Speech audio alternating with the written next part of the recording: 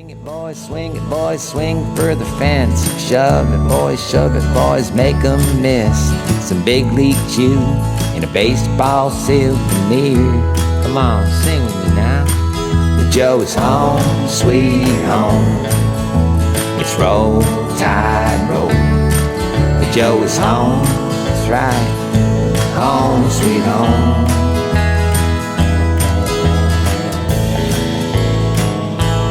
Hey, look, is that Roll Tide Willie over there? Blitz, Bama, Blitz. Good evening, everyone. Welcome to this week's episode of the Weekly Joe Podcast, the authority on Alabama baseball, the best and longest running Alabama baseball podcast out there on Al Gore's internet. And we welcome you tonight. We are here with our panel, just our panel, only us tonight. And some guys, we got Griffin back tonight. We got Meghan back tonight. We've had some great guests this first half of the season. You know, we've had David Kindred, we had Ryan Phillips, Alex Avila, Mark Etheridge. Last week with Tommy Hunter. We could still be talking with Tommy probably. This week we're going to go max ball. We're going to jump right into it. We're going to talk a lot about the first half of the season. We're going to talk a lot about previewing the second half of the season, what we might expect, what we might change with things we've seen, things we like. And then we'll talk about the week that was. It was kind of a mixed bag of a week with a big midweek win over Southern Miss to keep us undefeated in the midweeks. But then a little disappointing weekend with Mississippi State where we got out-hitched. Pitt pitched pretty well, in 2 of the 3 games, but just got out-hit really badly on Friday night and just couldn't get the bats going. So we dropped 2 out of 3 there. We'll preview the coming week. Another big midweek game tomorrow night, UAB, the last home midweek game of the season, if you can believe that, midway through the conference schedule. And then the big trip to LSU this weekend. They are reeling, coming off a rough weekend down at Auburn, who is suddenly hot. And they, every week's a little bit different in this conference. And the teams that were it last week may not be it this week. I'm Paul Graham. Tonight we got Meghan Dennis coming to us from South Carolina. Drew Champlin, a regular down in the bottom left. Griffin Smith here from the Texas Bureau. And I'm looking at he's on my left. And of course, Roger Myers here in he's in the Tuscaloosa office tonight, not that after a trip to the Southern office last week, and I'm sure we'll be there tomorrow night. We mentioned having Josh Rutledge on. We're going to try to do something with Josh a little bit later in the week. Maybe have a special edition of this. So stay tuned online. We'll keep you posted as we do that. Maybe try to do that with guests as we mix them in during the rest of the second half of the season. We got a great response about our guests and love having them here tonight. Though we're just going to go at it, all of us here, and cover a lot. So let's get going with it. First one I'll throw out to the panel. Midway through the year, we're 28-9. We're 8-7 in the SEC, so we're sitting there kind of in that 8-9 hole in the conference, in the middle of the pack. The division we saw earlier on, remember we were talking about the kind of haves and the have-nots. You've seen that kind of narrow a little bit. We've kind of stayed where we are. Best things you've seen so far this year, whether it be in the conference season or pre-conference up to this point, now that we're halfway through the conference season. Meghan, you go first. I definitely think being undefeated in the midweeks, we've seen that keep us out at the end of the year when we've dropped those games. So, I think the fact that we've kept that alive to this point, you can't be mad about that because those are games that the weekends may not always work out. You got to get those. Get them, yeah. And really a difficult, I'd say fairly difficult, relatively speaking, schedule with some of, these the Southern Misses of the world, the Troys of the world. There's some good teams. Drew, anything that stands out for you, or best things you've seen? Yeah, the fact that our conference-only stats are really putrid, but we were 8-7. So, I think our batting average, stolen bases, home runs in conference are all second to last ahead of Missouri. The ERA is not very good, but here we are, 8-7. I know obviously we caught Texas A&M at a really good time, I believe. That was before they got thrown back. That doesn't really matter though. You get the wins. Team 29 must have just won based on Rogers. They did. So I don't know. They should Good have for swept them. that. They should have swept that Big series. job, big job. 2 out of 3 Yeah. from Oklahoma. Then we'll figure out the No. details as we're listening. Stickball sports own Oklahoma. I'm glad that some sports, well, it's really just everybody Vandegraaff except Oppo football. bomb to win it. There you Really. go. All right, all right. Cool. All right. Yeah, you Gray and mentioned. Tom are going to have a lot to talk about then. But Yeah. that going back to it, that's what I have to say. The fact that, it does seem like we're scuffling a bit lately, but we have been able to get those clutch hits in some of those games, like especially that Texas A&M series. Right. One stat on that, as you mentioned, a 239 batting average in conference play for this team. We're used to that being 265 to 275 is 280. We've seen it higher. We've seen it down here before. Opponents are batting 291. You don't see many teams with a 50-point differential that direction sitting at 8-7 in this conference through that. It's a very, very good point. Griff, your thoughts on that? Yeah, I think two of the big standouts for me. I mean, Riley, obviously we'll touch on him from this weekend, but I think Riley coming back and having the year that I think a lot of us would have expected last year, if not for the injury. So really happy for him. And then defensively, I mean, not a great weekend overall, but I mean, kept ourselves out of trouble. I mean, Right. limiting the errors and not having those, reset the counter days constantly over at first. I mean, that it goes a long way. And to Megan's point, if you get in trouble in the midweeks with those and Exactly. the ball. So the offense obviously we'll talk about how to get that, what we think can get it restarted. Right. But the defense, kind of standing pat, has kept us in a lot of games this year. Yeah, absolutely. I think we've seen great improvement. We talk about it a lot. How the outfield feels like 2/3 of it or 3/4 of it's probably covered by left and right and center. And the ball that goes in the gap now, you got a lot of speed out there tracking it down. And then Justin LeBron at short is just a wizard out there, and he's booted a couple, spike a throw here and there, but it's just the difficult play he makes look routine to me is just never ceases to amaze. Roger, your thoughts? Best SEC opening series to sweep Yeah. A&M on the road. Yeah. Riley this week finally being Riley that we've been looking for 3 years. Looked like fully healthy, and believe he could have gone on. Long. He was at 85 pitches, and I guess he gets bumped up to over 90 this week. So still inching him up. Yeah. Yeah. And just watching Justin LeBron every day is something new. It's just, what an honor to watch a player like that, and get to see him up close and personal and every day. It's just I had some scouts tell me that he's better every time they see him. Yeah. And, Really cool thing yesterday. So, obviously I brought a friend of mine from Albertville, had his 13-year-old kid there for the first time ever at an Alabama game. We're sitting around the front row, and it's the first thing he wants to know, have you ever met Justin LeBron? and so getting to see it up close. I mean, but that's kind of cool. I mean, it's you got a superstar on your team, and a kid in junior high school, he's texting his buddies because he could see Justin LeBron play. I mean, it was a really cool thing to see. So that was a lot of fun for me yesterday. One of the best thing I've seen. I mean, obviously I'll ditto a lot of those. The year we're getting out of Carson Osmer in the bullpen. Yes. You get you see this around the country now. I mean, hell, A&M won with practically with Penn's team. Last year. You pull a guy from the Ivy League down to the SEC, and he looks like Chase Lee did, for 3 years ago or whatnot. That's been without that in the pen. We've got a good bullpen. We got a lot of guys that fill roles and fill spots. I don't know who else you would have gone to right in that closer role on the existing staff without him.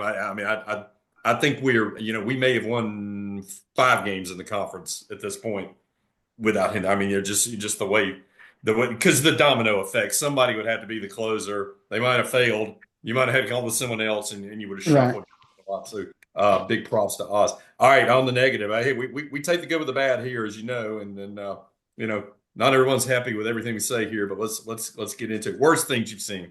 Roger, what's the worst / most disappointing thing you think? Hitting and lack of hitting in SEC and in the last couple of Friday nights, with starting the last couple of weekends with starting pitching not being able, particularly Auburn when none of them, we got 5 innings out of jumped on them. Total out of three guys.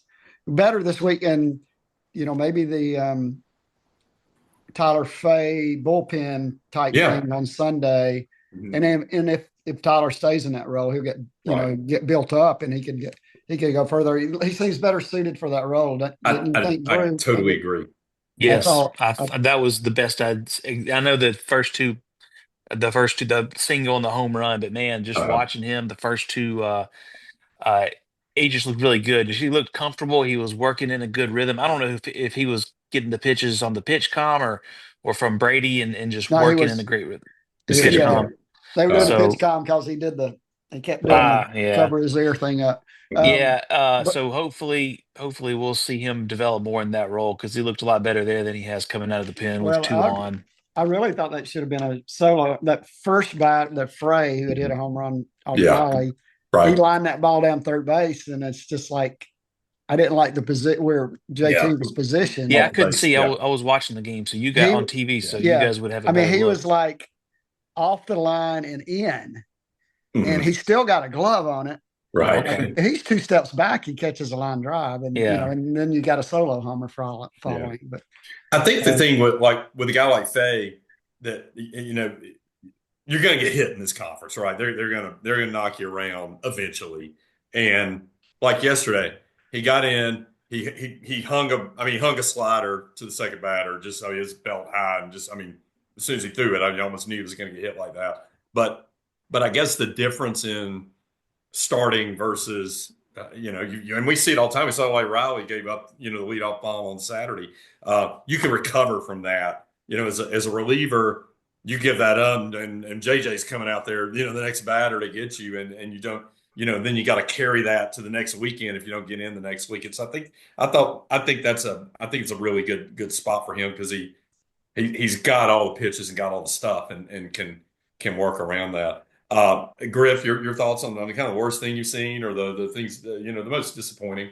Yeah, I would probably be along the same lines as Roger. I think some of the guys, transferred in from other power schools, and it just not translating. I'm still going to be probably one of the biggest Poppy fans to beat that drum. Yeah. I keep telling myself it'll turn around. I truly think it will, but going through kind of the cold spells where it's just not working and right.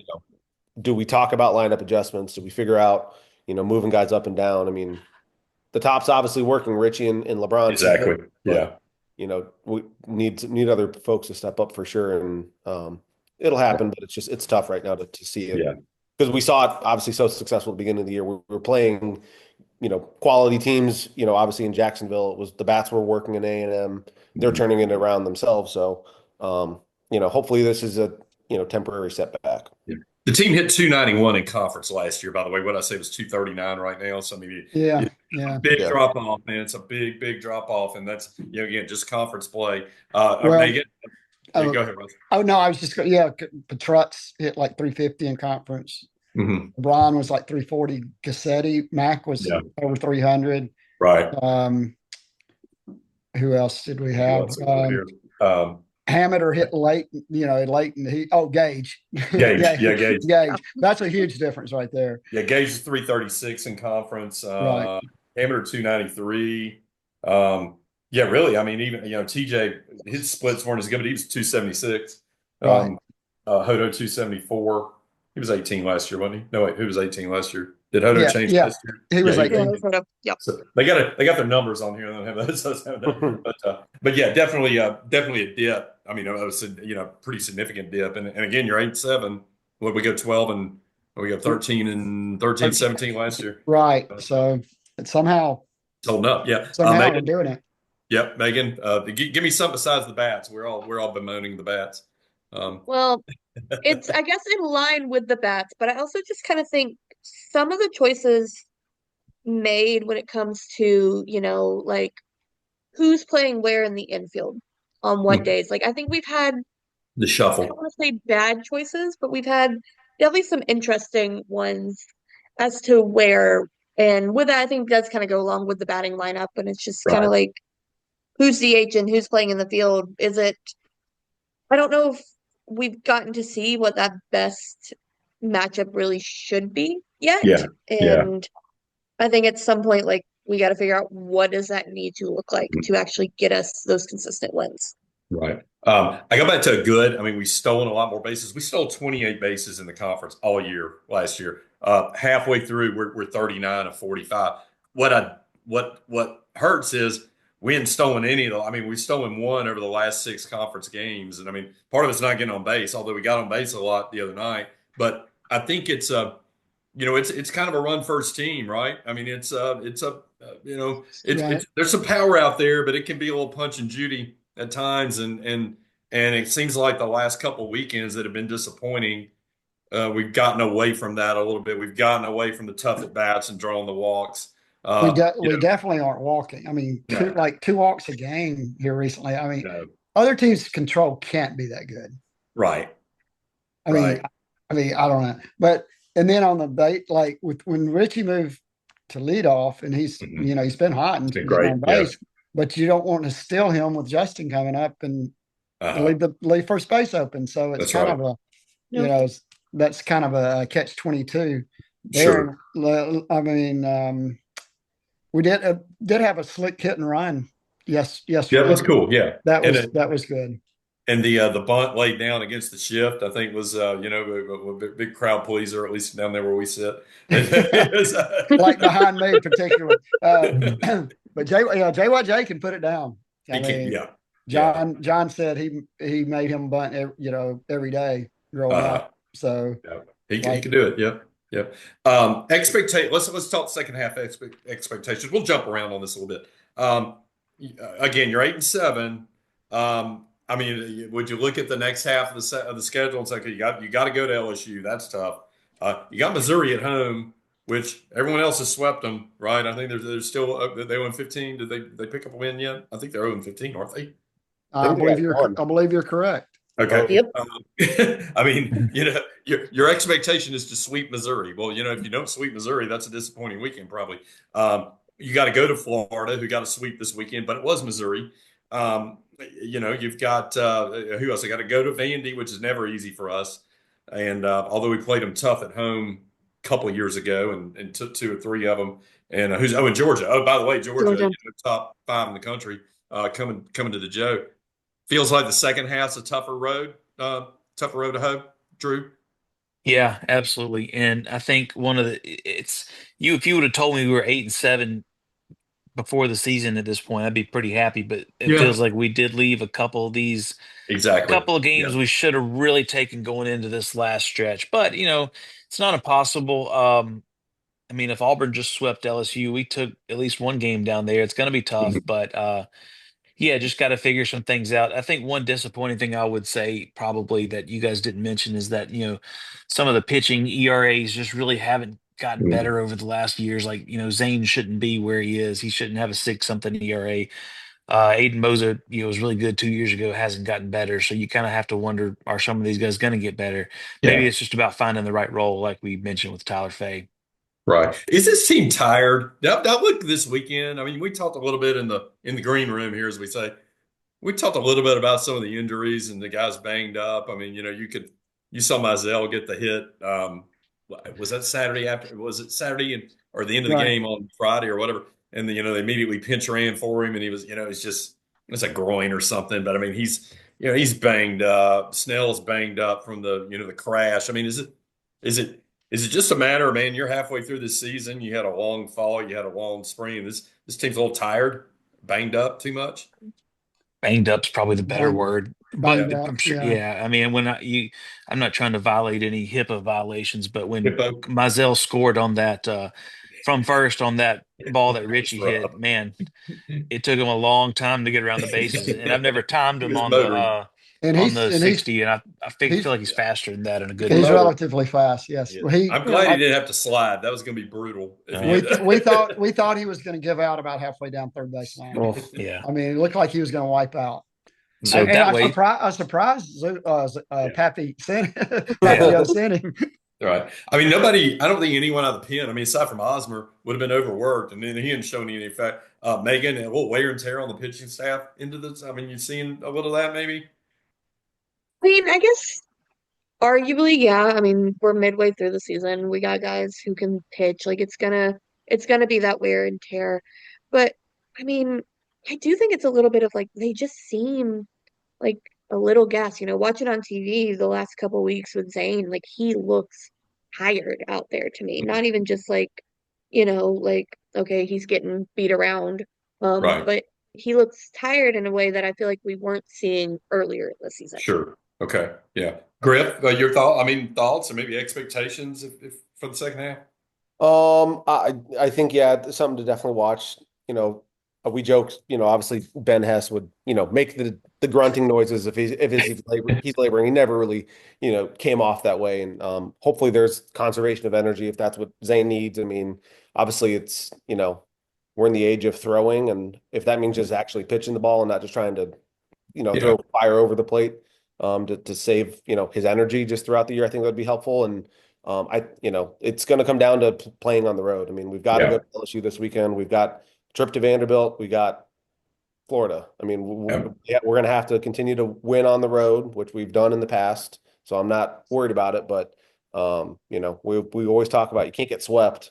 Yeah, exactly. Yeah. Being able to kind of regroup and figure out who you are as a team. I still think that we're still looking ahead, that I still think we're 16 and 14, 17 and 13 possible. Okay. And it's the schedule is manageable, but you can't let it slip away. Right. All right. All right. If I give you, we've done a lot of over-unders on this over the years. We don't get into, we don't encourage gambling, but all right, over, we're 8-7. You got 3 with Missouri. I mean, and then okay, so hypothetically, if you win 3 with Missouri, and say you only won one series and got, that's 5, and then you picked up 3 wins in the others. All right, that's 8 wins. I mean, there's a reasonable expectation there of this upcoming second half of the season. So that's 16. If I gave you 16 and a half as an over under, where are you going to go with that, Drew? I am probably going to go under with that. Under. So you're a 16 or 15 guy? I am a naysayer. Okay. Let them know. Roger, 16 and a half over under. I'm going to say 16 and 14. 16, 14. Okay. Under. Under. Meghan, this is usually like she's going to want 19, but but realistic here. I mean, yeah, it's Realistic. I think minimum there's 7 there. That should be the expectation. Mhm. I would like at least 9. So Right. I guess would that put me over saying That, 9? yeah, that would. Now I'm going to put you at 17. You'd be over. Okay, Griff? Oh, yeah, I think I'm in the same boat. I think my gut says 16. Mhm. Not to project. I like our chances against Vanderbilt. They've got Vanderbilt of, JJ Bleday and those guys that'll just, cover off the baseball. So if I have to go on the road and take a series, I like my chances there. But like we said, the bats have got to. Yeah, exactly. Yeah. Spark plug's got to go somewhere to get the motor running. But it's hard to point at 16 right now to be just cautious. I agree. I'm with everybody on that. I think I'm probably in the 16 field. And mainly, and the main reason is the bats. I think the pitching comes around because I think if the pitching kind of doesn't come around, you've got enough arms in the bullpen. You throw a game like you did yesterday, and hell, we pitched good enough to win, right? I mean, just if we hung 3 pitches, it was difference in that game. And I feel like Riley is. Riley is like Ben Hess was last year in the second half of the conference season. Remember, we had to have that Auburn game, as it turned out, the last day of the season, or we ain't going to the the regional. We had to have one at Mississippi State with everybody sick as a dog, and Ben got those for you.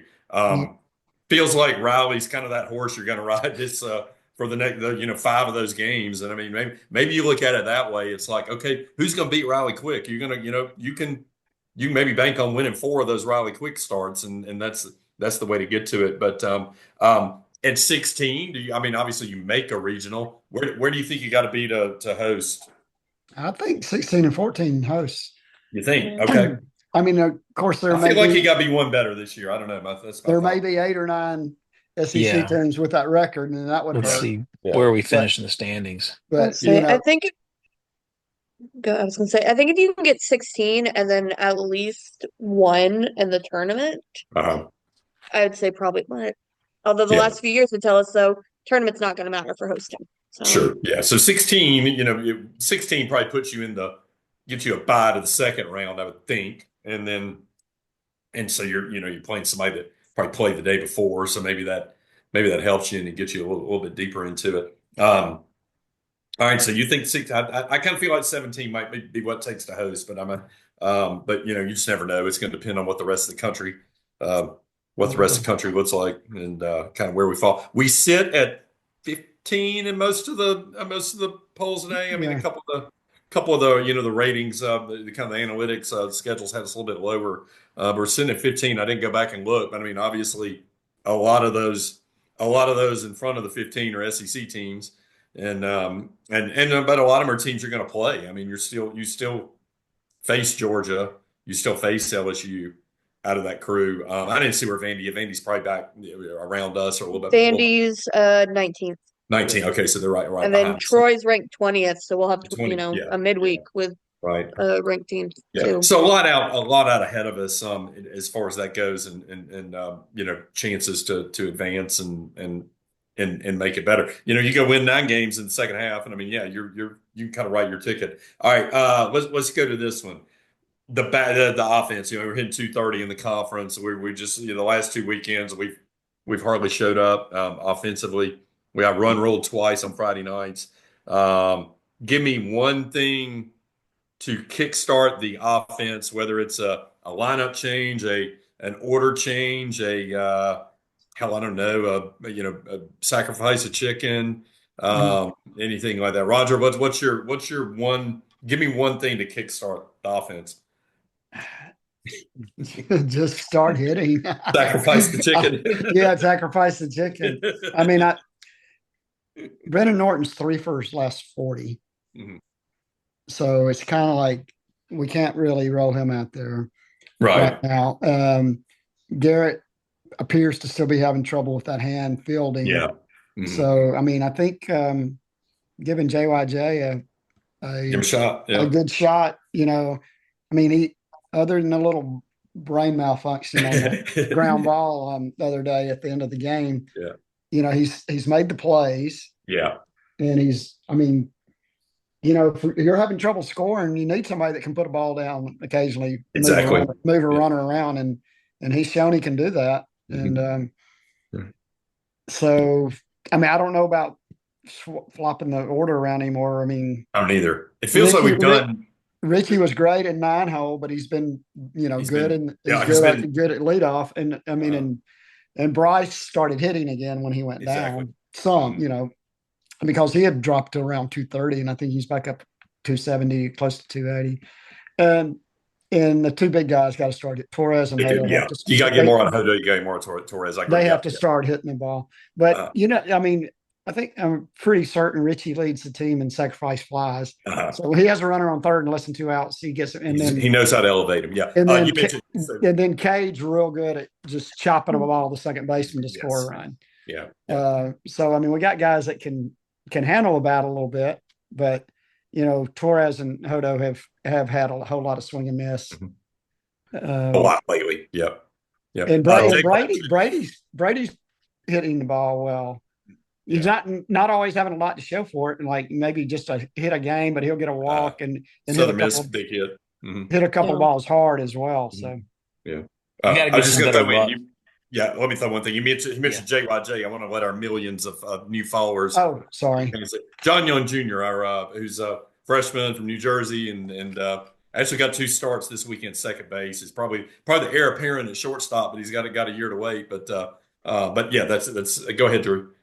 Yeah, I was gonna I pulled say, a Rob Vaughn there. I'm sorry. Yeah. Not everybody. I feel like we need to get a little more luck go our way. We had a lot of hard hit balls.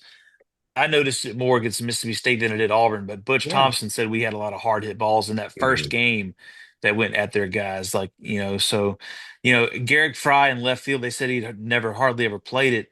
He's dancing around, falling on his rear and catching everything hit to him, and so we just, last 2 years, left field for us has been a little bit of an adventure. So I think, some luck there. And then we'll also kind of have to see, all right, so John Young Jr. got to start 2 games.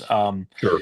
Looked really good defensively. I know he did have one little another brain malfunction of the plate, having to take a strike because of not being Yeah. ready In for the the pitch box, right. count.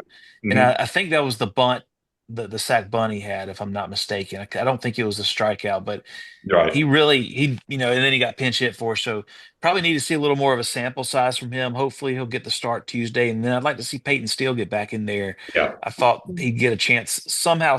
I don't really know how to make the lineup to where I don't know how to put the piece together. I mean, you just have to put him either over Snell or Staten. Yeah. But I hope he gets some more chances pretty Another soon. shot. Yeah. Go ahead, Roger. Yeah. I feel like he'll play tomorrow. That's kind of what I wondered. Yeah. I mean, Yeah. like even if it's Cade at DH and Peyton in left field, just Uh-huh. to get or even sit Cade if that's necessary. But I feel like that might be what happened with Bull banged up, Yeah, banged Snell up. Yeah. banged up, Staten banged up. So Mhm. it's a good opportunity to use those guys. Sure. Griff, give me something to kickstart this offense.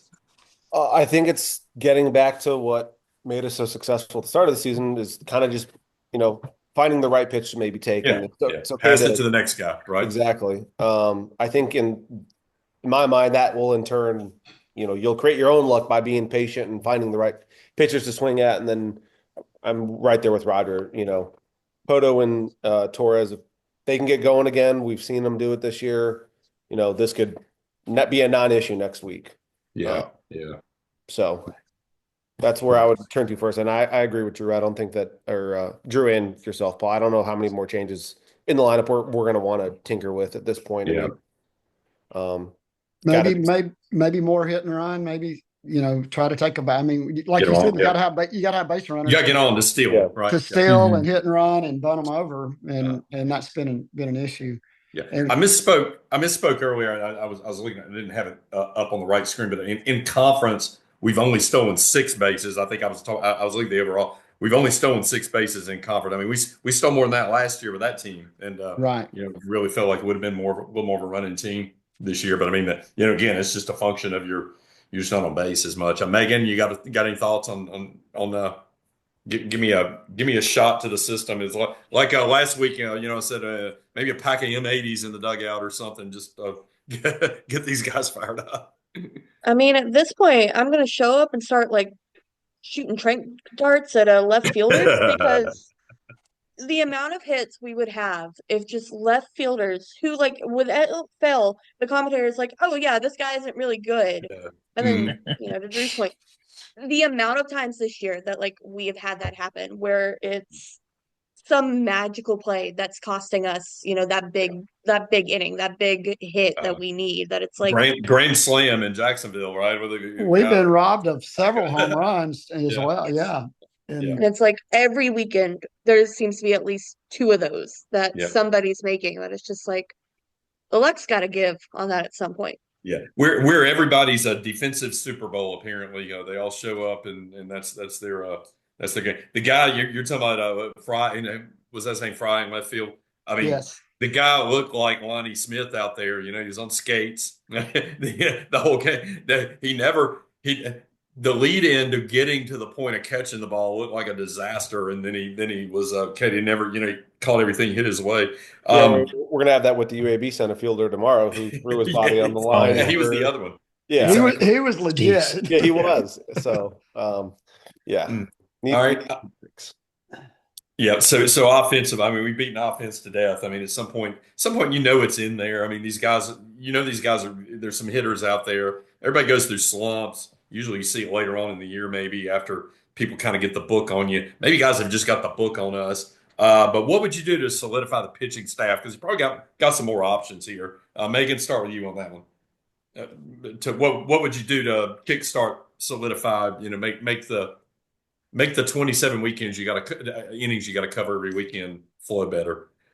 I want to hope maybe, I mean, yeah, we didn't win the game yesterday, but I want to hope maybe that was a start of, we had talked about it last week of like, all right, maybe we don't go Bobby Mhm. and we roll Tife out there. I think maybe if we take kind of that more of that Johnny Holstaff approach to a Sunday, Mhm. then and because we know we have those guys who can get Yes. those outs on Sunday that it's not a Johnny Holstaff of years past where it's like, oh God, buckle up and hope we can get these Yeah. outs at some way. Periods. Um, then I think maybe that means there's going to be a Sunday or two or three that we might be able to steal down the road. Yeah. Okay. Drew.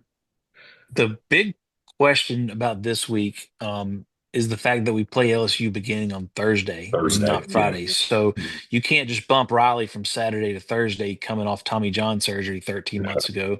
Yeah. Probably not going to throw Fay there, even though he didn't throw 50 pitches Sunday to Right at Thursday. 50. Yeah. So you're probably going to have to run Zane back out there. Mhm. Ideally, I'd be like, well, okay, you run someone Thursday and then go Riley Friday, Zane Saturday, and then kind of start doing that. But then, all right, well, you kind of take Fay off of what he was good at last week. So that's Yeah. what I'm really interested to see how the coaches handle. Exactly. Because I really honestly think the best situation might be to just run Zane out there Thursday and just hope. Because comparing Ben Hess last year, kind of need Zane to have a Ben Hess bounce back. The difference is Ben Hess was still pumping 96, 97 in a lot of these games and could Exactly. put guys Exactly. away. Zane, not so much. So the big thing for him, well, he had some high strikeout games early in the year. I feel like he's got to keep it in the park and keep it Mhm. not being hit 108 off the bat. So I Right. got faith in him. I think he'll bounce Oh, back yeah. at some Yeah. point. I just No, don't know when it's it'll there. be. It's there. He's something. I mean, Mhm. and you kind of wonder. I really wish we asked Tommy this last weekend because we were talking about the outing Zane had and how rough it was. It just kind of get into, how does JJ handle that in the off week? I mean, are you sitting down? Are you looking at film? Are you watching? Are you breaking down what you did, what pitches you called? I mean, how you got hit? I mean, what do you do to help change that? I don't know. I mean, my high school coaches threw me out left field when I went pitching, so it wasn't a whole lot of that to it. But I mean, Griff, any thoughts on that or things you changed to solidify this staff? Yeah, I mean, I think it's not the right week, just timing wise, to if you wanted to make a switch. Right. Um, I think if if Zane's got to have a rebound day, I mean, we need Riley to look like GMAC of last year Yeah. and just carry the team right now, which I think he's definitely capable of. Sure. Um, I mean, depending on how this week goes, I mean, you kind of reset the clock. To an extent, I mean, but then again, the following week when you got Missouri, it's It's the same thing. same It's Thursday, thing. Friday, Like Saturday. Yep. if you're going to make the switch, then you gotta. I think you'd have to commit to it, and I don't know if Uh, that would be the right move for the staff as a whole. right. And if we've got those close leads, I mean, I love Oz, but if we need somebody else to help step up and get some saves. I mean, he's got Yes, sir. 70% of them, which is impressive, and tied for you know his 11 are almost enough for more than some of the teams have in the conference. So if we could have somebody else step up to continue to take the pressure off of him, I think definitely tomorrow, if we could just take care of business and not have to make it a close game, save him for however much we need him for this weekend. Yeah, it'd be nice to not see him in a midweek game for a change. Exactly. But and Myers, maybe Myers is that guy, or maybe Morris. I mean, Right. Morris is coming in a lot of games and not throwing a lot of pitches Right.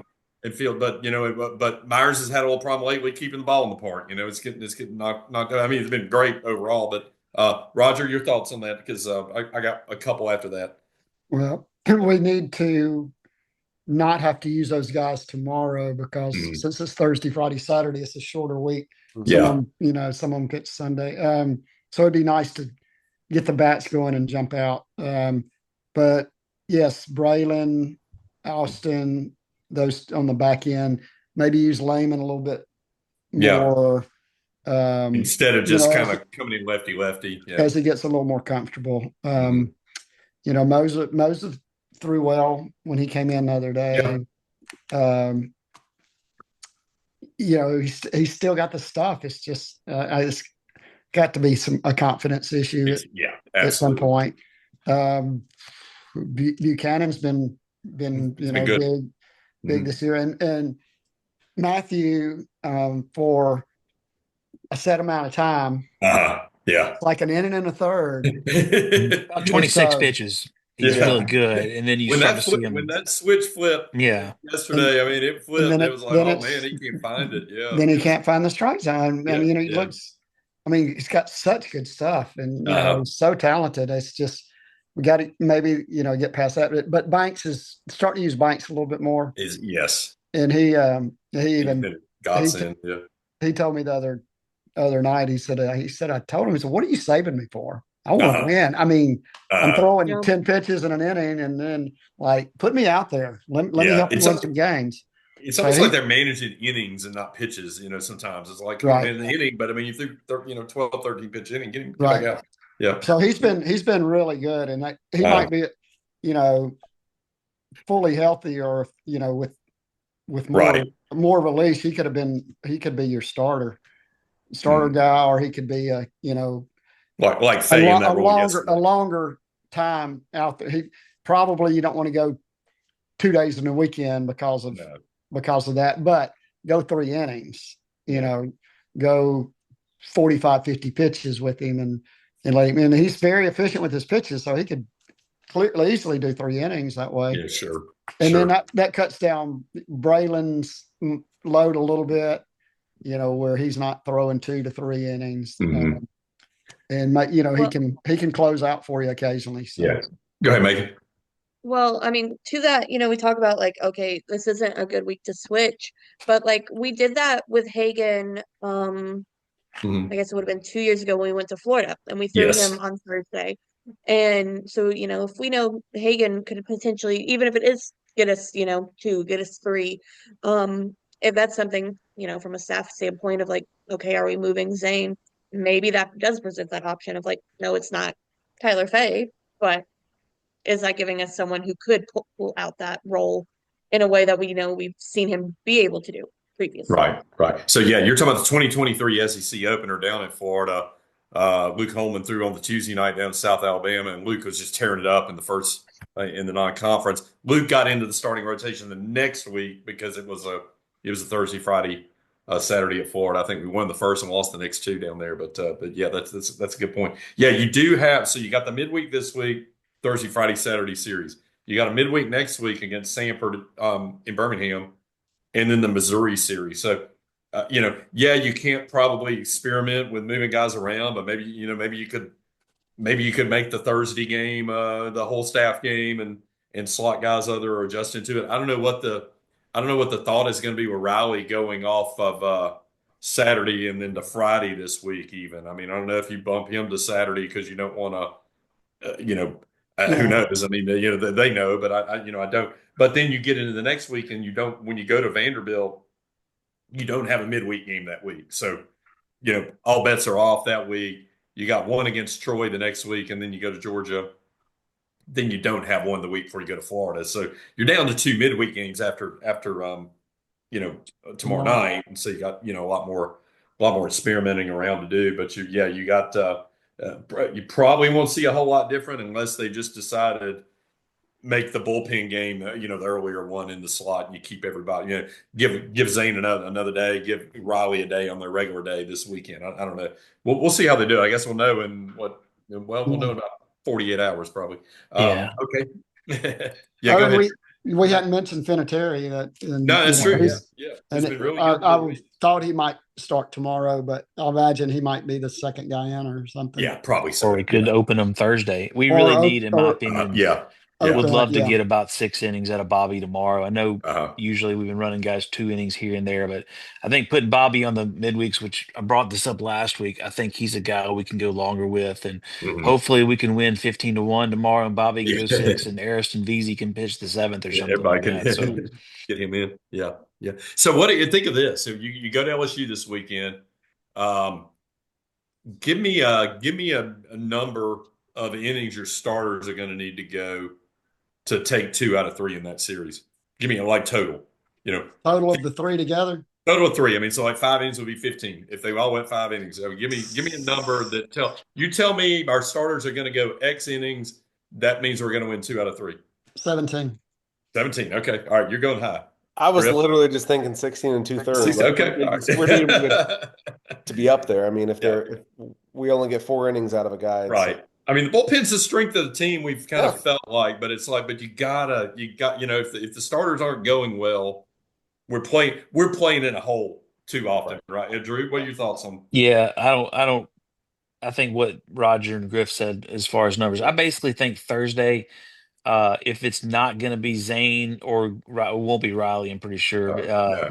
that pitcher, I think, needs to at least get us through 4, whoever's opening the Uh, series for us, right. So if you preferably into go, the 5th. so say you go 4, 5, 6, and even if that's 15, I mean, you think you win 2 out of 3 if you do that, or do Yeah, I you have mean, a chance? we could win. We could get 12 out of our first 2 guys, and then not have a pitcher make it Yeah, out of the first in the that's true. third Yeah, game, and still win 2 out of 3. that's So true. that's Yeah, kind of Right. that's a good we point. just Yeah. got to get. It's really those first couple games we just can't stress our pen like we did Right. the first game last weekend, Yeah, last 2 Megan. weekends. Yep. Any thoughts on that, Megan? I think if we can get 15, Mhm. or even for if we're doing a bullpen game, if we can get, 5, 5, and 4, Yeah, yeah. Get three we've and a half, got four enough over. guys to be able to hand it over.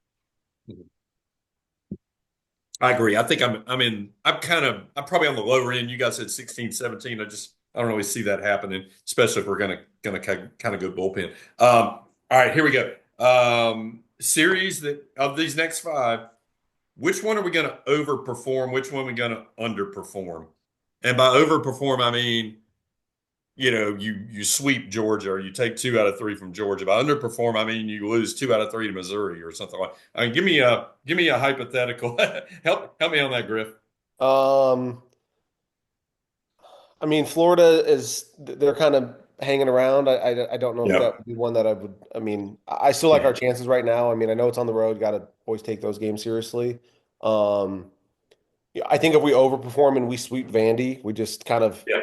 finally come back into form and we look like we did against A&M that first weekend. That would be if we take 3 on the road against them and then you're going to turn around and keep it rolling, then that would be Uh-huh. huge. And that I think that those 3 wins in my mind, I'm kind of with Megan. Then you play the 16 or 17 game, and then you know road wins are great. A series sweep on the road is huge. Exactly. You'd have 2 Yes. of them in the conference, and I think that would put me on paper to lock us up for a That's regional. right. Yeah. Roger, your thoughts on those? Whew. Well, I mean, if you lose 1 to Missouri, it's underperforming. Right? Yes. So can't do that. Think I'm feeling the Georgia. We're gonna play Over. well. Over. You Yeah. know, yeah. If we Yeah. can keep the ball in the park. Yeah, yeah. I mean, But- overperforming against them is going to be winning 2 out of 3. I mean, Right. their starting pitching has been great. I mean, Yeah. I've been the biggest Arkansas fanboy, right, on these podcasts lately, and they took 2 out of 3 from them this weekend. Yeah. And Pretty finish. impressive to me. Yeah, yeah, I mean, other than LSU, the Vandy and the Florida road trip are yeah, not yeah. near as daunting as they No. used to be, or as Right. as we thought they were at the beginning of the year. Mhm. So if we can go 4-2 in those, 4-2, 3-3, yeah, even 3-3. Even if you go 3-3 in those, and then get the Missouri sweep, which Get would it. be huge, right, yeah. and then 1 or 2 with Georgia, 1 or 2 with LSU. I mean, where I you mean, need yeah, to I be. even think of just looking at our schedule, the way that, the cards shake out. It's, what a weird season that, we're not going to have Ole Miss. We're not going to have Arkansas. No, We no. avoid Texas, and those are all teams that, if those three are, three of these last five series, we're having a different conversation. But yeah, I mean, it's definitely still possible. But I'm with you there, Roger. If we Feels drop, feels a little weird talking about, hey, we got to sweep this 0-15 team. Right, right. But, exactly. Everybody else has. Yeah. And Drew, you got any on these? My bold prediction is that we sweep Florida to end the season. And I was Yeah. actually looking up Florida's schedule between now and then, and I didn't have time to get to it before you got to me. So I don't know who they have left, but I bet we hit them when they're reeling, and hopefully we're not reeling as well. And that's just kind of one that no one would have ever thought we would have swept Texas A&M and No. Florida in the same baseball season. We're going to bookend the season with sweeps. Right. Yeah. Florida's 4-11 in the conference right now. And I mean, they got 3 this weekend over Missouri. They go to Mississippi State, who we saw can, I think pepper the ball pretty damn good. Yeah. They host Arkansas. They go to South Carolina. Then they go to Texas before we come to town. So They'll be reeling. That's tough. Yeah, they're gonna be reeling. If Yeah. you think about it, South Carolina may not have a hell of a lot to play for that 2 weekends before, but I mean, you got to go on the road and you got to play them. Mhm. And they could easily 3, 6, I mean, in my mind, I'll have them. 3, 6, 7. They could lose 9 of those 12. I was going to say I have them at like maybe 9-21, 10-20. Yeah. It's not out of and then don't have a hell of a lot to play for the last You hate to week. see it. Right. Yeah. And they'll make it to Hoover because everyone's going to Hoover this year. I mean, as hot as Auburn is right now, I think their schedule like really looks. They go to Texas. They have Mississippi State. I'm not sure where. I'm going to find it for us as well. They have, and they go to. Somebody was telling me today they've got. They catch Arkansas maybe or let's see. So they've got Texas. They go to Texas this weekend. Then they've got State at home. They go to Tennessee. They've got South Carolina at home, and then they end on the road at Ole Miss. Yeah. Okay. So that's 3 really. I mean, that's 3 top 5 teams, right? I mean, but like Dutton's throwing like a first round pick right now. Oh yeah. I mean, Auburn's played better than anyone in the conference right now, right? I mean, it's we might have a little higher opinion of ourselves than the rest of the conference, but we came in there with their chest out and they humbled us pretty good. And I mean, just don't sweep. I mean, last year teams swept LSU in the first half, but that was a top 1 or 2 team, a consensus top 2, 3 anyway. And they handled them. I mean, they didn't. Pitching and hit. I mean, 8-4, 4-1. And they doubled them up. Yep. Meghan, did I get to you on this one? Over under any with this one? So I think I'm actually going to counter what Drew said in the sense of I think Florida has a really hard schedule. And if they're coming in with nothing to play for, I worry that it could turn into what Auburn was last year for us. Yes. Where we went in expecting to sweep, that like this is where it's going to be. And we all saw that and not play out what we wanted.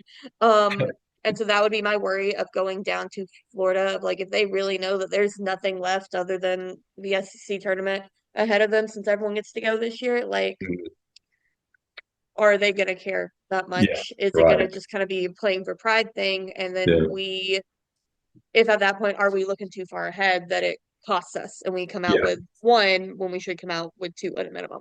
Sure. Yeah, they'd be packing it in, ready to go to the Cape or wherever you go next. All right, good deal. Good discussion there. The only thing else I've thrown out there of these remaining series, Vanderbilt feels like the swing series to me, right? I mean, you kind of got expectations on all the other. The Vanderbilt one probably feels like it could go either way, and I feel like if you go take 2 or 3 from Vandy, or God forbid sweep them, that might kind of launch pad, or kind of be a launch pad into the rest of your season. But you can't be hitting 230, that weekend, right? No. All right, all right, here we go. This is the segment where I think we probably piss off parents.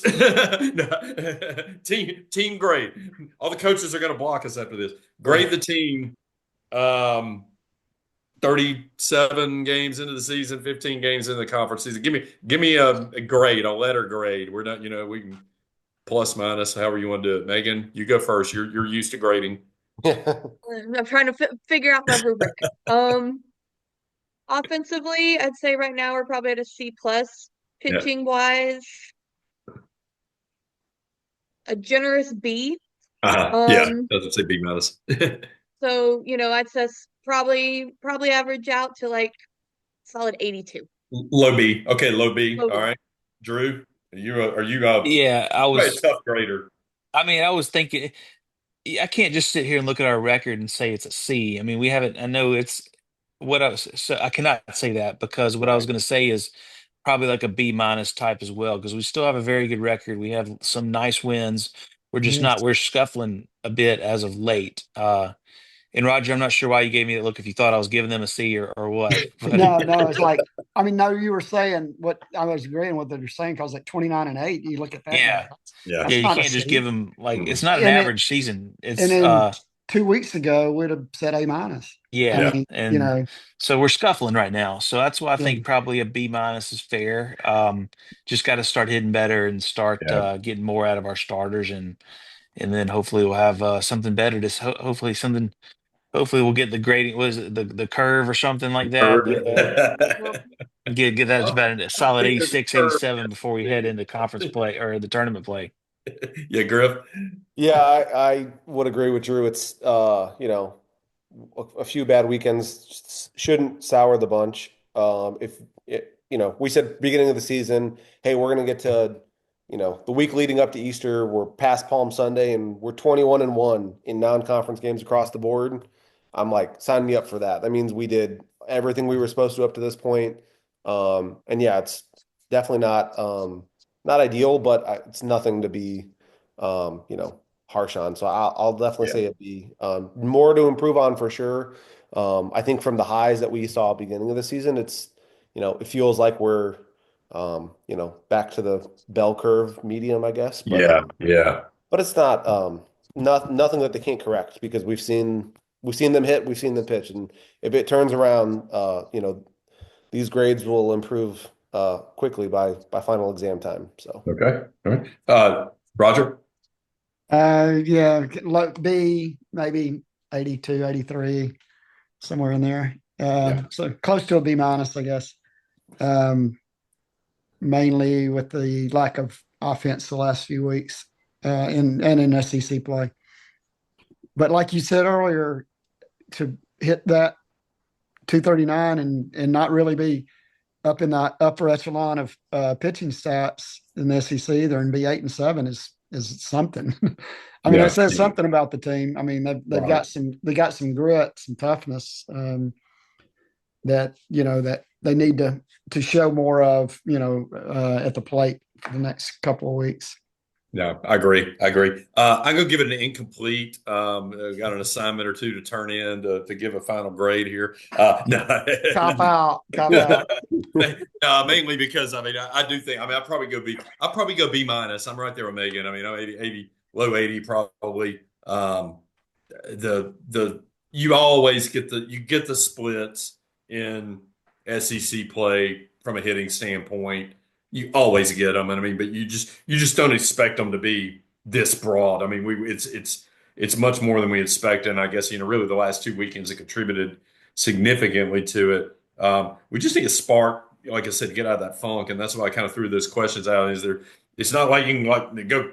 It's not like the majors where you got the trade deadline coming up and you go, trade a couple of prospects for a first baseman or a left fielder or a right field, whatever. It's you got what you got, and with a lot of guys banged up, I think as we get well, hopefully down the stretch, hopefully we can pick it up. But yeah, you've got to going back to all this conversation. If you're going to get to 16 wins, if you're going to get to 17 wins, you can't hit 230 the rest of the way in the conference, and the opposition is going to be that much tougher as we get on down the line here. So I'll give it a B minus, like many of you did. Okay, all right, let's do this. Let's recap last week. We'll start with the Southern Miss game.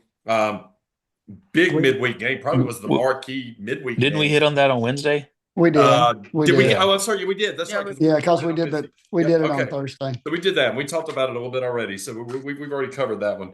Kind of the marquee midweek game in the country last week, frankly, which probably our Troy game will be as we get into that 2 or 3 weeks from now. All right, so since we got that covered, let's just talk a little more about the Mississippi State series.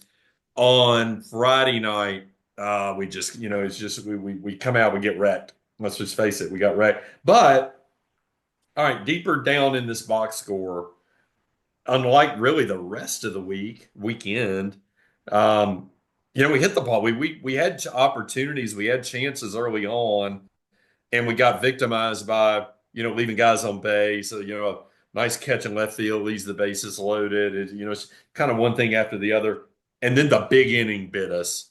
And it was on this night. It was the fifth. We give up a 7-run inning. State ends up with 17 hits on the night. We leave 11 guys on base. Pico Khan was. Impressions on him. Drew, you're there watching. What do you? I was Pico. watching. I was watching this one on TV. I was at the Saturday game, but he looked. What we did against.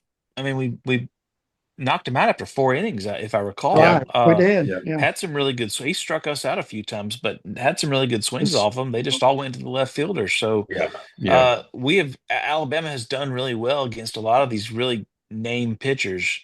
Dutton did really well. He's been the best by far on Friday, but he was spotted a big lead. So, Right. we've come out with pretty good game plans against some of these talented arms. Yes. It's just these Sunday ones that give us a lot of trouble. So Right. he was a strange looking guy with the short shorts. But I thought we hit him pretty well and could have gotten more off of him.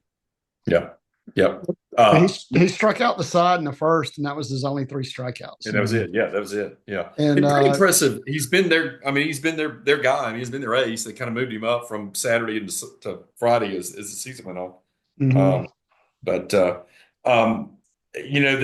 The first inning issues, everybody's having them. Hell, Riley had a first batter of the game, knocks it out off him. Zane's just had them kind of repeatedly. Hell, even in the early games of the year. Megan, any thoughts on that? Are you tipping pitches? I just see him elevating the ball too much. And you elevate the ball in the conference here. And if you're not overpowering them at 96, 97, they're usually going to hit it. I won't claim to know enough about pitching to really have a good insight of it, but I think to echo that, yeah, it's kind of been an all season kind of issue, and now, we play in the best conference in America. That's a fact. You're playing with some of the best players, luckily, we have the best player on our team, but there's a lot of other really good guys in this conference that they're gonna hit, they're gonna do, what they're supposed to. So all it takes is you don't hit that spot when you need to hit it, and suddenly, you're in a hole that it's hard to climb out of when your bats aren't doing their job. Yeah. And he got out of that inning. Obviously, they got the runs. He really then gets to the fifth? I guess he gets into the fifth. He comes back out for the fifth, and the fifth is where all hell broke loose. He gave up a single on a full count pitch. Then he gives up a double on a 2-0 pitch, and then then we start changing pitchers, and just no button we punched, and the rest of that inning went well. But it's kind of been his method. He didn't get to do it against Auburn because they were just hitting so well. Where he kind of works through it and then recovers and gets you a few innings. Or Roger, what do you think? Yeah, I was just looking at. He was really good against Oklahoma and Tennessee. Mm-hmm. So it's there. I was there. We've known that, but so it just makes you wonder: is something going on? Is he tipping? Is his arm sore? Is like Mark Etheridge told us his velo at Auburn was down, and it was. I looked, right at when his first few pitches this weekend were 91, 92. So he was back up over what? But we saw a lot of 95 in the fall. In the fall, yeah. That's why I just kind of wonder. It feels like they haven't been touching that this year, right? And then I don't guess these last 2 weeks he's had even a chance to use that changeup that was developed so well. Because that's been an out pitch for him, but he hadn't been able to utilize it. It doesn't seem like. It's a little bit like with Alcock. We talked about it a lot. You get guys into 2-strike counts. You just didn't have an out pitch. Just didn't have didn't have something to go to finish that at bat, and we see that with a lot of our pitchers. I mean, I know maybe I just obsess about it, but it seems like we give up a lot of loud contact, big hits on pitches when we're ahead in counts. A You know, lot you of a lot of 0-2s as a well. lot 0-2, yeah, just throwing it, too good on 0-2. Help me help Zane, Griffin. Let's get him back going. Um, I mean, I think that trying to just, I don't know what the mojo is for pitchers. But it's, maybe he's just in his head right now. He knows Yeah, that he's got a, he's been tabbed at the ace, and to Roger's point, he's had numerous, outstanding outings where he's put us all in position to win. So yeah, I don't know if he's in the, he gets to the fifth and, he's just going to try just a little too hard. Like you said, he's yeah, trying to throw that perfect pitch and the pitch is then up a little bit and, it goes sideways too quickly. So I think maybe it's, the mental makeup, and I think JJ, either talk him down or maybe if he's not talking to him, try to get a little bit of that conversation going. I mean, he's had, thankfully it's, not a lot of wild pitches. Nothing is, no, crazy. no, He's, it's shooting himself in the foot where it's like, control issues, thank goodness. But, trying to, hopefully, put the pitches where they're supposed to be. And, right. He's in the zone. He's right. not, he's not wild. It's just sometimes he's too good. I mean, Yeah. that's where I think the problem is. Drew, you kind of agree? Yeah, there's just a couple things. One is something that probably a 43-year-old unathletic guy shouldn't say, but he's just got to man up. I mean, it's just kind of simple. Yeah, yeah, He's he got to is. man up. But two, I don't know, maybe one other suggestion is, if JJ's calling pitches into his head comm, I don't know what's being said there. Maybe they Yeah. just need to scrap those and just let Brady flash the fingers down and call the game that way. And if Mhm. there's a runner on second, maybe you keep the head comm in and go Or or something. do Yeah. something different. But Right. there's different ways you can go. I think he just needs to get into a groove to where he's not, you know, how quick is the pitch getting in? Hmm. Can't remember if it was him or Riley who was late, like getting the pitch off at like 2 seconds. That too. Yeah. Yeah. But yeah, just get in a groove like Faye did. Figure that part out. He was in a groove in the third and the fourth, and then fifth it just all fell apart. Fifth and So fourth. Yeah. Yeah. yeah, I think I have faith in him. I think he'll Yeah. bounce back at some Megan, point. thoughts on that or Friday night in general? Tipping pitches. I mean, I don't know. How do you? Uh, is that a thing? I mean, I know guys could tip pitches, but Megan, I mean, what do you think? Could that be a piece of it? I mean, it definitely makes you wonder when this is something we keep seeing, and then it's like, okay, is the book out? Are people Yes. able to get a read on it? Is it, I don't know, is it something we're doing from, I know we're using the Hmm. radio pieces, but Comes. from the comm standpoint, is there something happening there where it's easier to kind of pick up on whatever that tell might be? I don't know is my answer on that one, but I do think there's a reason to wonder. Exactly. No, I agree. I agree. So there's something to it. And again, a 7-run inning by State in the fifth that night. And we talked about it a lot before, about 2 weeks ago. This was not a team that was one of the strengths of this pitching staff is they weren't giving up the big crooked numbers. And then Sanford put up a big one against us, what, week before last. Yeah. Auburn put up a couple, I mean, like four, threes and fours. And then you get a 7, and I think I tweeted about it. It was like it was a kill shot. I mean, by that fifth inning was just that was just the dagger. You could just tell we weren't coming back from that. All Well, right, it yeah, was go ahead. 4-0 after the first, Paul. Isn't that right? 3-0, 3-0, Three and then nothing. Okay. they got another Yeah. one in the third. They Yeah, got the home run. In the right, third, yeah. right. Oh, that's right. They But we hit. cut it to four Forgot three, about and I that. mean, Yeah. yeah, I So if think, Cade catches that ball in left field, and it was a very tough play, but we knew yeah, our guy yeah. Garrick Fry would have made it look easy. But if he gets to that, then that's a totally different first inning. It's like that Auburn game. If he Right. gets to that in left field, it's a totally different first inning. So it's crazy how the game just Frustrating. unfolded the way it did. Yeah, the plays you do, like it's not the big play you make. It's kind of that Yeah, that margin of when you that one. don't. Yeah, Yeah, yeah. yeah. that kind of gets to you. And I mean, it's hard after that game, and you just kind of forgot about it. We came back. We're down 4-0. We cut it to 4-3 in the fourth, and we're sitting there. We go into the fifth. I'm feeling pretty good about things in the fifth, and maybe the coaching staff got a little bit optimistic and brought him back out, because he had put up a couple of goose eggs in the And he'd only second half. thrown 48 And or 50 he had thrown a pitches. lot of Yeah. pitches. Yeah. So, but anyway, yeah. So just a weird night. I mean, you leave, you get run rule, but you leave 11 guys on base, and you had 11 hits. I mean, it's just kind of weird. All right. The good news is they jumped right back on Saturday. I mean, this game ended at 9, 10 o'clock, whatever it was, and we're right back out there at 2 o'clock on Saturday. Beautiful days this weekend, by the way. On this, I mean, Friday night wasn't, but we get right back out. All right, who wants to throw the first bouquet at Riley Quick? Roger, thoughts on Riley's outing? That's the Riley Quick we've been waiting on for 3 years. The Yep. best outing he's had since he's been here. Yeah, And just in control, through with control, no walks. I mean, guy takes him oppo, leadoff hitter. And yeah. shakes The it dude off just and okay. So this stuck home his run, thumb out. he just like he was so late on that pitch. I Oh, mean, it looked so like the late. kind of ball guys just foul, and he just had a big swing at it, but he was so late.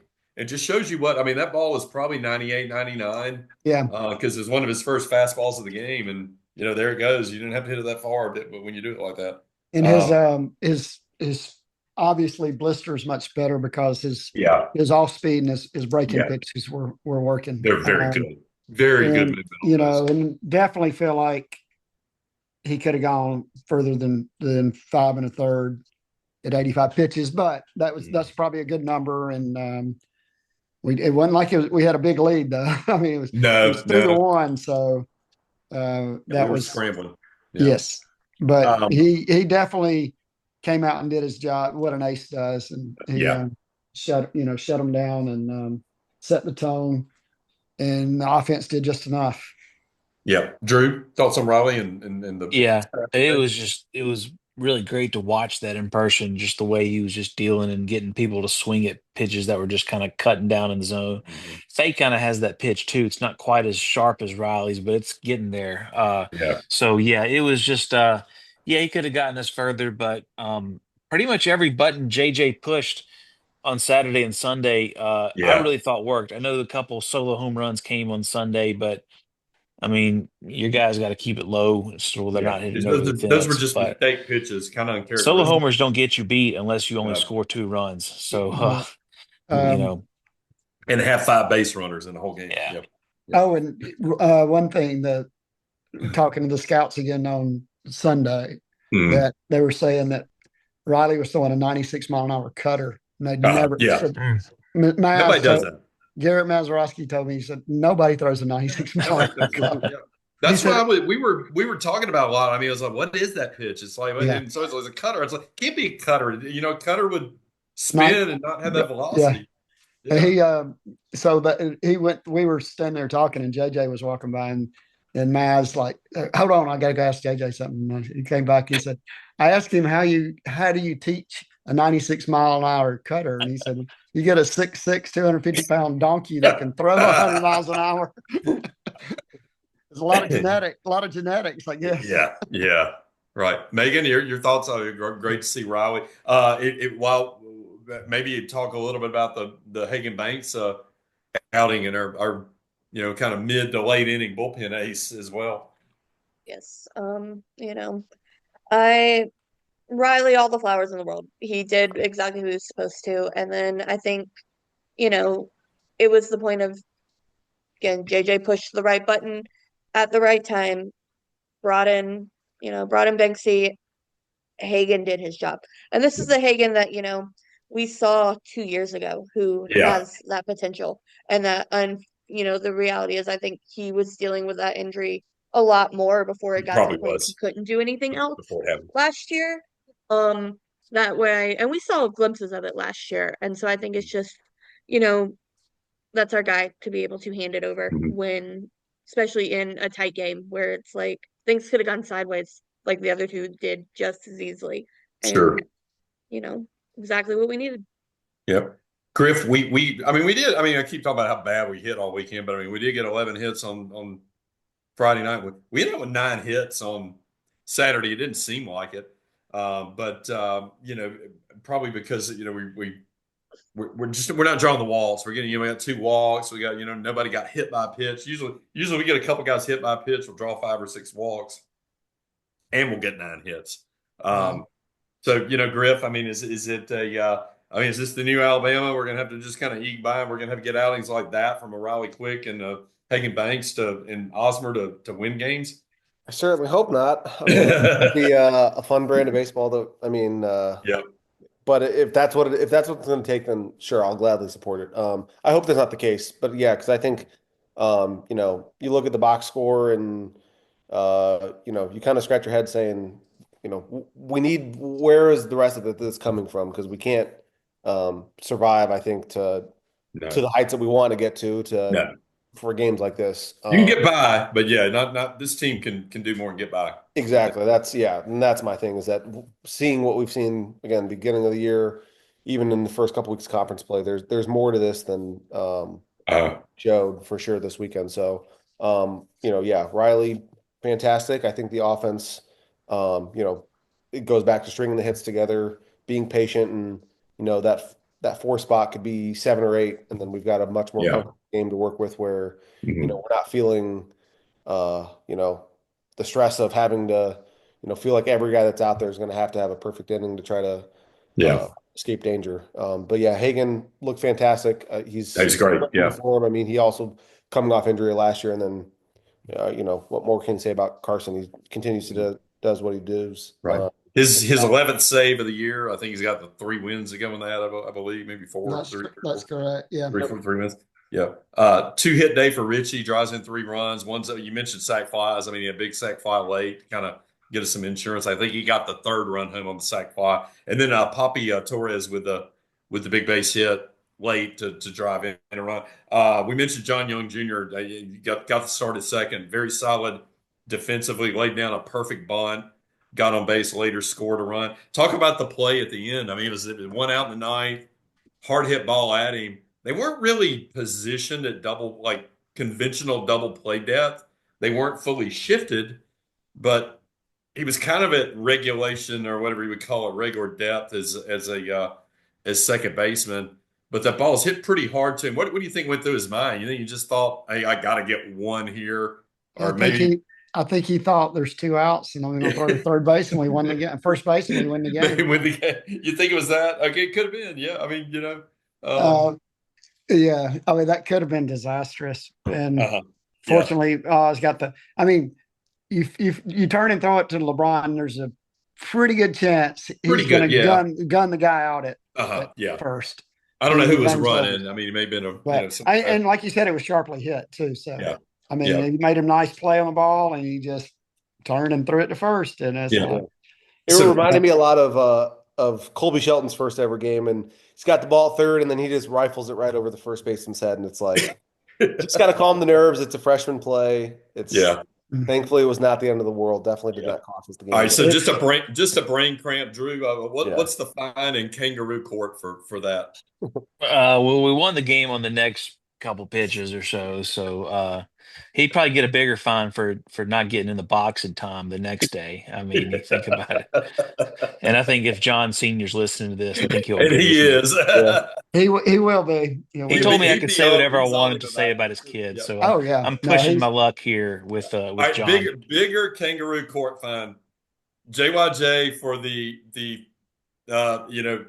brain lapse and not turning the double play, or Plattner for already doing the wings between first and second. Who gets it, Megan? Who gets the bigger kangaroo court fine? Plattner? Every day of the week. Yeah. All right. We'll remember that. Was it? I guess it was an old Coach Brian axiom. If you play however many freshmen you play is a reflection how many games you're going to use losing football. But he didn't lose that game. I mean, he was a big contributor to actually winning it. But you're going to get that from a freshman here and there. So it probably won't happen again. That's the good thing about it. All right, and then we go to Sunday. Man, a beautiful day yesterday. That was an incredible day out there. The crowds were great this weekend. I mean, Saturday was a quote sellout. I mean, a lot of our games sell out, and I wish I could get a hold of the tickets that that people weren't using and get people in the seats because I could do it. But then yesterday, I mean, man, how impressive was the Mississippi State staff yesterday, Roger, Uh, on a just Sunday? Yeah. right. I mean, we didn't do anything with Ligon, No. and Williams was just shut down. Williams, man, where the hell I did they find mean, that guy? big old dude throwing. And he hadn't pitched in 2 years because of injury, like 2 years before this year. Yeah, I mean, we And hardly touched him. We yeah, barely touched and him. they said, and you could kind of tell it was kind of like watching us against Aiden Moza when he was a freshman Yeah, in At UAB, UAB. that home game. We weren't Yeah. touching him, and this was no, that guy. That's when I'm watching it. It was the same. And then the first guy, Megan and Griff, if you were watching, you probably might have heard it too. But the guy was quick pitching, and they even made yeah, mention Yeah. of it Yeah.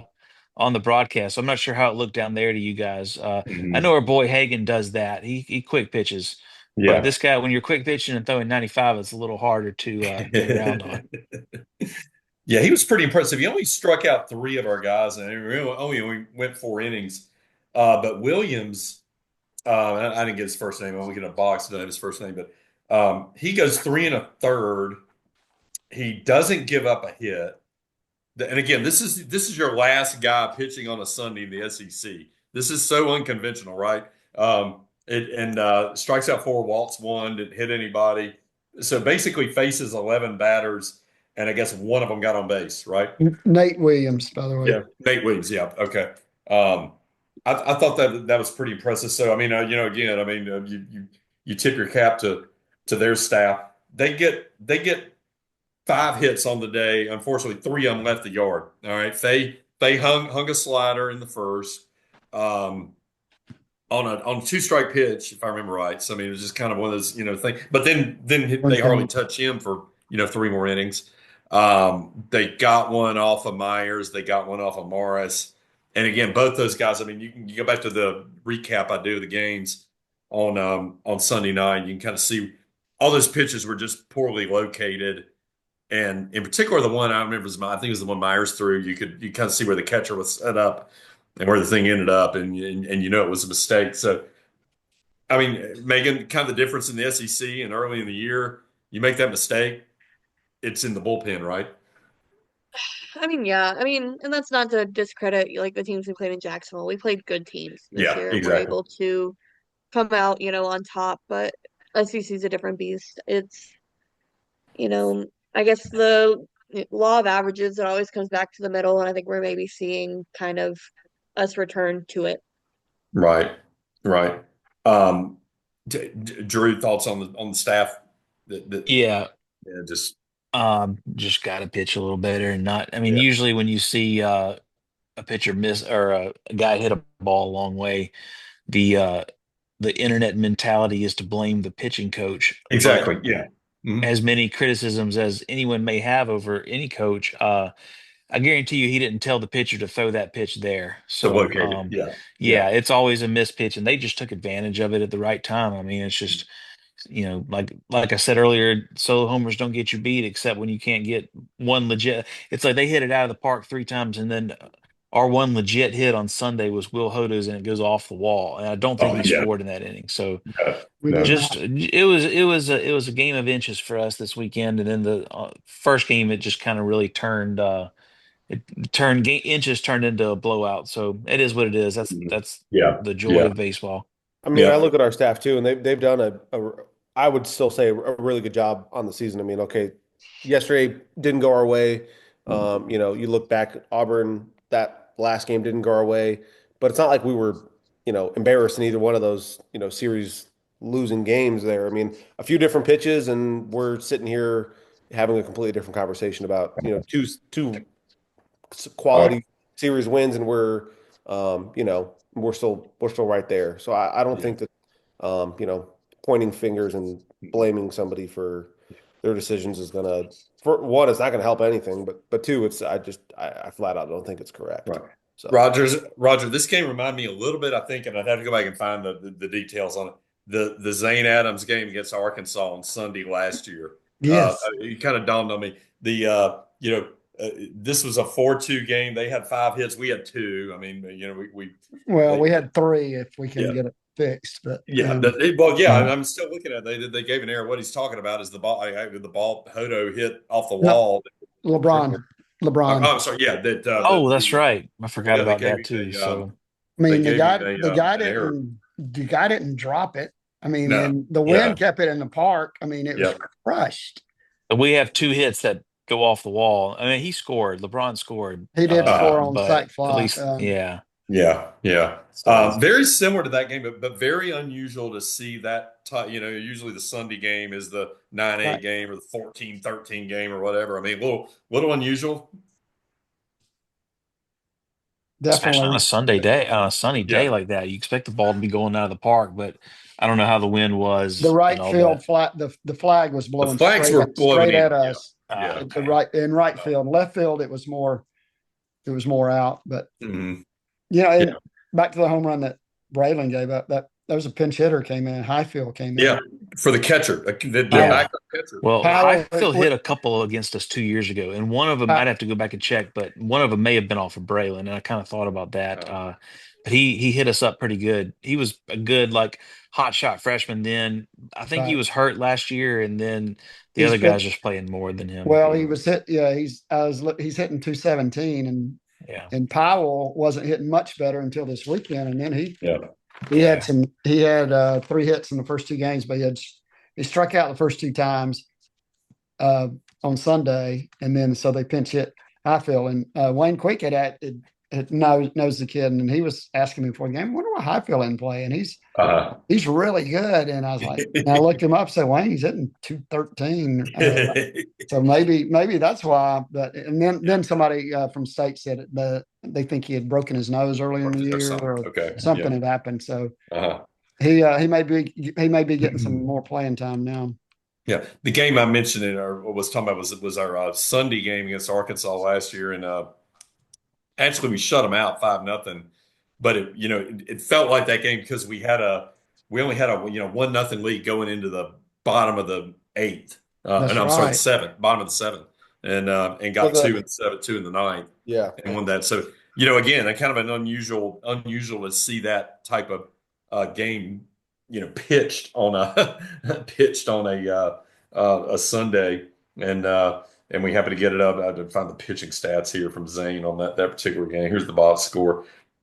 Yeah, because he went 8 innings. Yeah, went 8 innings, gave up 4 hits, struck out 5, walked 1.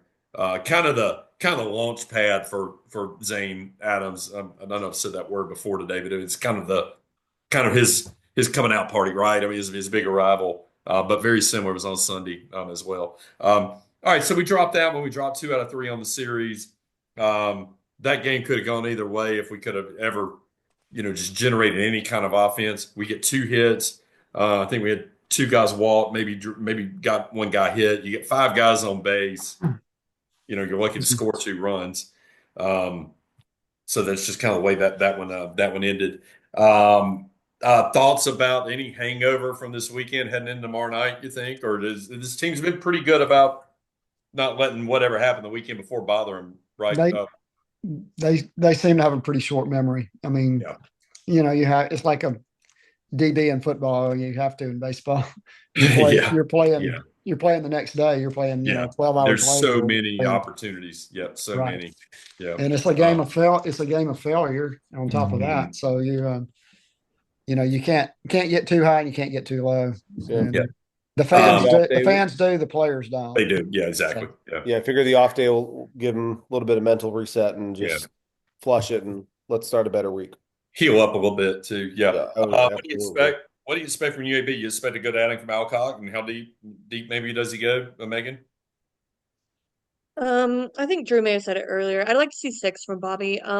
Realistically, probably about 5. Yeah. But I think this will be kind of a good reset for him. We're not playing in regions. We're playing at home. Park's a little bit smaller there, so I think that helps. Hopefully this will be a wake up for the bats as well, and we can actually start kind of hitting like we know we can. Right. Casey will probably parade 9 guys out there, Yeah.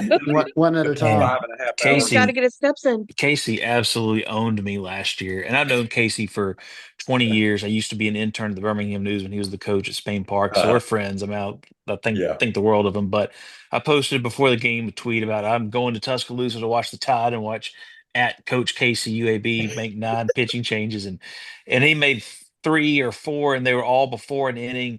And those guys that he pitched were like back end guys, and they just kind of came in throwing darts that we couldn't get hits off of, so he quote tweeted me a couple times after the game, and I was checking like the how many likes, and I was like, man, I was just getting obliterated. So I think tomorrow I'm going to just wear neutral colors. And he talks to me before the game, like from his dugout, me and Hunter last year, and before and after. So uh, I think tomorrow I owe him some respect to wear neutral colors. But I'm There you certainly go. hoping for a 15-1 win. Yeah. No, yeah, Casey's easy to like for sure. Yeah. So we had not won a series at home from Mississippi State since 2010. I think is 2010. what I got. Yeah. We swept them, I think, in that series, if I remember right. I had to go back. That's correct. Was it Yes. sweep 2010?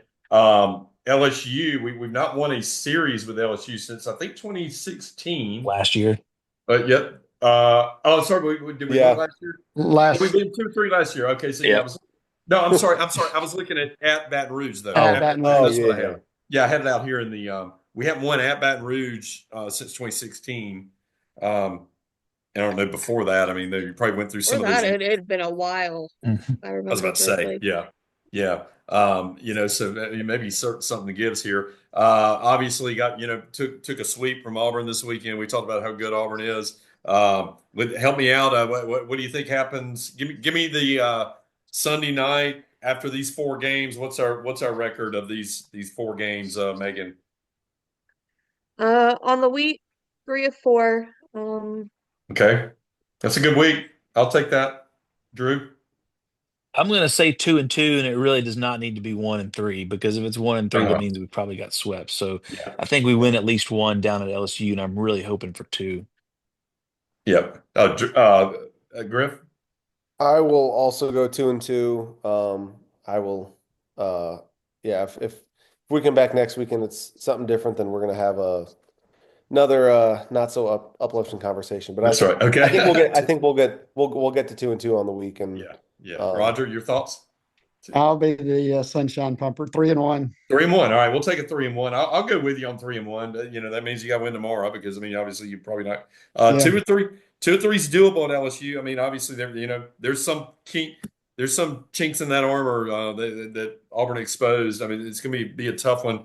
I think the pitching staff rebounds. I mean, I do think we start seeing a little better. Maybe they're feeling a little pressure at home. But anyway, let's a couple of questions here from viewers. Michael Southern, a basketball man. Oh yeah.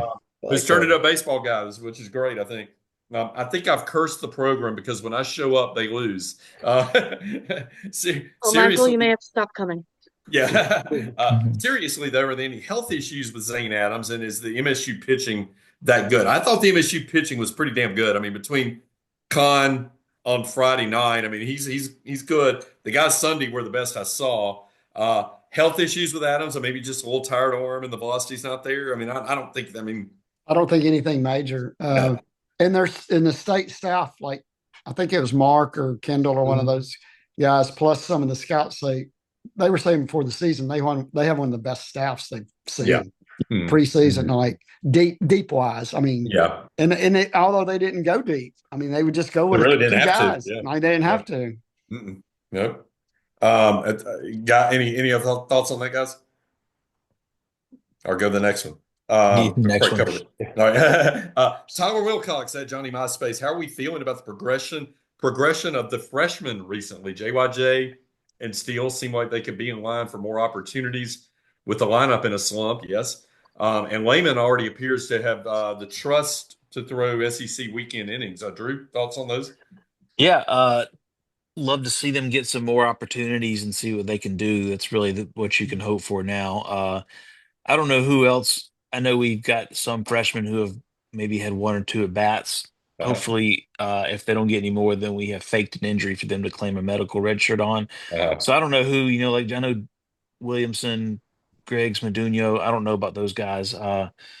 But and I really don't know where you could place them at this point either. We're At kind this of point, it's too late. we're pretty solid. I think at least 6 or 7 of these spots. So I think, but yeah, I think Young and Steele are guys who have a chance to contribute the rest of the year. And pitching wise, glad to see Lehman back, another lefty in there. Yeah. I think particularly with these guys banged up as we seem to be, Griff, I mean, I think that's good to see these guys jump up off the bench. It kind of looked like they belong there, right? Yeah, absolutely. They fit in. They've been contributing. So both of those are helpful. And then obviously living here in out of the Texas office, I always Yeah. hear about being an Alabama fan, all of the what ifs about Colt and the backups, we never played them and that's why, we lost and all that Yeah, nonsense. exactly. And so yeah, I would think there's always something to say about getting a young guy reps in the toughest league in the country. And we're not expecting them to be just LeBron. I mean, there's only one of Yeah. them. But yeah, they're contributing. So that's very, very positive. So That's good. Yeah. I think we'll see more of them. I'd be shocked if for some reason we don't. Yeah. All right. Last one I got. Anthony Pacey's bullpen catcher at cbreezio.com. At cbreezio. Sorry. Is there any correlation with Pacey being shut down for the year and the luck of the team going down the toilet? Or am I just a homer for Anthony? I don't know that he's shut down for the year, but obviously he's had something going on there. Is he just being a homer, Megan? Maybe a little. Until he comes back, we can run those statistics. I guess it's hard to say. Yeah. I mean, he's thrown 2 innings all year, so Yeah, yeah, and it's had something, it's had some old arm issue or something. oh yes, that, definitely. they're not talking a lot about, but they don't have to. I mean, he just he's a young guy and he's going to contribute. But and I think the staff, I mean, I think the coach staff really thinks highly of him. It's just he's just got to be well to go out there and contribute in the SEC. We had a couple others, but I think we've kind of addressed them in the course of the night tonight. Yeah, we were max ball tonight. Like I said, right out of the gate, we jumped right on it. We talked a lot about this team. We kind of set you up for the weekend, I hope. Stay tuned. Hopefully we were try to get things worked out, get Josh on. Roger and I talked about that, maybe doing that later in the week. Be back next week, hopefully talking about a 3-1 week as Megan pointed out, and that I went ahead and predicted with Roger too. Big weekend at LSU. These games are, I think they're all night games. They're funny times. Yeah, it's Thursdays on ESPNU. I know that. 7, 6, and 5. Okay, so yeah, 7 Central, 6 Central, and then 5 Central on Saturday. Easter Sunday weekend. I think the whole conference is off on Sunday, as has been the case the last couple of years. Couple of shout outs before we go. 3 Alabama women basketball players drafted in the WNBA draft as we've been sitting here. Sarah Ashley Barker, Green, Nye, all 3 of them. I mean, I don't know, is it 2-round draft or they go through how many rounds they go? Well, they don't have as many teams. I think it's 2 from what I understand. 2 is something like that. So, I think so. I think the last girl was in the 3rd round though. Third, maybe 3. Okay, because something like 10 or 12. Anyway, three for the first time in history. Congratulations to them and good luck. Softball, I mean, and somebody's tweeting about it. A walk-off homer about 10 minutes into our broadcast tonight. So they take 2 or 3 from Oklahoma. Good luck to the Gym Tide. Is that this weekend? Yes, they will be in Fort Worth, right up the road. They leave tomorrow at noon. If so, Tuscaloosa Bureau, you guys can always send them off on the airplane. Yeah, they'll be here this weekend. They're part of the first wave on Friday. Is it eight teams or down to 8? Is that what they? Yep, 8 teams and 5 of them are from the SEC. So. SEC, awesome. Okay, the Gym Tide. Good luck to them. In Fort Worth this weekend. Hopefully they bring home another whatever their trophy's called. Last but not least, shout out to our guy Jimbo Ballard. Yeah. Who's I was about to interrupt you and say that, but sorry. Yeah, new internal organ. And I don't know, man. I still can't believe like somebody one day just decided, man, this guy's liver's not working. Let's try putting someone else's in there and see if it works. Somebody did that, 50 years ago or 75 years ago, whatever it's been. Jim's had a transplant surgery. I'm not violating HIPAA rights because he's given us the okay to talk about that? Everybody would recognize Jim. He's a kind of a mainstay fixture at Alabama games. He's home today, probably 2 weeks since. Not even 2 weeks. Yeah, not even 2 Yeah. weeks. Not Yeah. 2 weeks. Yeah. Hell, maybe been a week. I don't know. I've lost track. But he's home and doing well. Seems to be functioning well. We're happy for him. Praying for him, hoping his recovery continues to go well. Other than that, thanks to Roger, thanks to Meghan, thanks to Drew, thanks to Griff, thanks to Christian for staying up with us late as usual. Thanks to Peter Slight and Campland for taking us away tonight. We will see you on the Weekly Joe again next time. Swing it, boys, swing for the fence. Shove it, boys, shove it, boys, make 'em miss. Some big league chew and a baseball souvenir. Come on, sing with me now. The Joe is home, sweet home. It's roll, tide, roll. The Joe is home, that's right. Home, sweet home.